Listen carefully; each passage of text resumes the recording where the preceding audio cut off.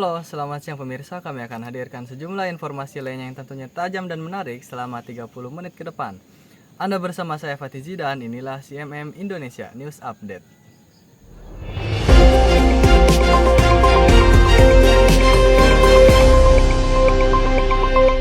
Audio Jungle. Baik pemirsa, gimana kabar hari ini?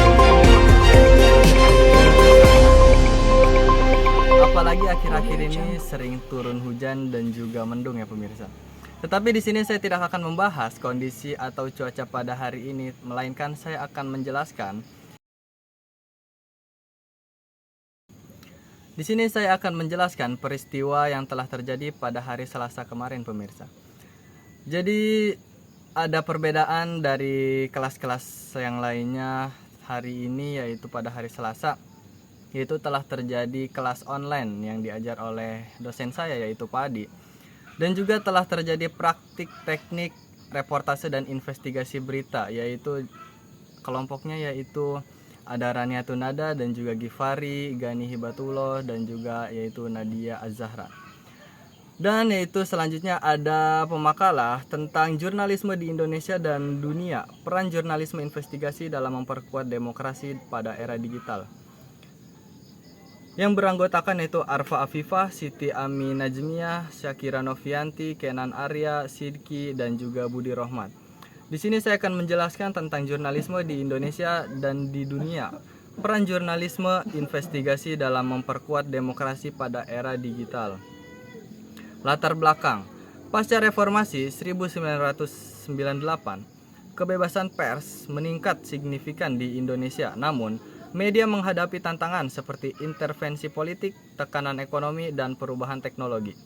Jurnalisme investigasi berperan penting sebagai watchdog untuk mengungkap fakta tersembunyi dan memperkuat demokrasi melalui transparansi dan akuntabilitas. Konteks awal ini menjelaskan tentang bagaimana perkembangan jurnalisme setelah reformasi serta pentingnya jurnalisme investigatif sebagai kontrol sosial. Selanjutnya ada sejarah jurnalisme investigasi. Yang pertama yaitu masa kolonial, dan yang kedua Orde Lama dan Orde Baru. Yang ketiga yaitu reformasi 1998, dan yang terakhir yaitu era digital. Perkembangan jurnalisme di Indonesia dimulai sejak pada masa penjajahan ketika pers berfungsi sebagai alat perjuangan melawan kekuasaan kolonial pasca kemerdekaan. Media berperan dalam ranah politik dan sosial untuk memperjuangkan kepentingan rakyat pada masa Orde Baru. Kebebasan pers ditekan melalui pengawasan ketat pemerintah setelah reformasi 1998 dan diberlakukannya Undang-Undang Nomor 40 Tahun 1999 tentang pers. Media kembali memperoleh kebebasan dan dapat beroperasi secara independen. Tantangan jurnalisme di era digital yang pertama yaitu banjir informasi digital membuat verifikasi data jadi sulit. Yang kedua yaitu meningkatnya disinformasi dan fake news mengamburkan fakta dan opini. Yang ketiga yaitu ancaman keamanan siber dan perlindungan data pribadi jurnalis serta narasumber. Dan yang terakhir yaitu perubahan pola konsumsi berita, publik lebih suka berita singkat dan cepat. Dampak positif jurnalisme investigasi di era digital yaitu meningkatkan transparansi publik dan akses informasi. Dan yang kedua yaitu jurnalis berperan sebagai pengawas sosial. Yang ketiga itu adanya partisipasi publik melalui media sosial dan kolaborasi. Dan yang keempat yaitu teknologi membantu visualisasi data dan penyebaran informasi lebih luas. Dampak negatif jurnalisme investigasi di era digital. Yang pertama yaitu risiko pelanggaran privasi dan etika peliputan.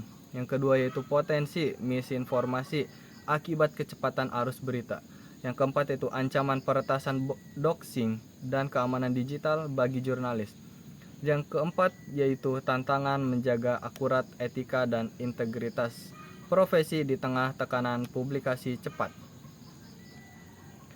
Perkembangan dan tantangan jurnalisme Indonesia yang pertama yaitu krisis kepercayaan terhadap media global, dan yang kedua yaitu pengaruh korporasi dan kekuatan politik. Yang ketiga yaitu kolaborasi lintas negara dalam liputan investigatif.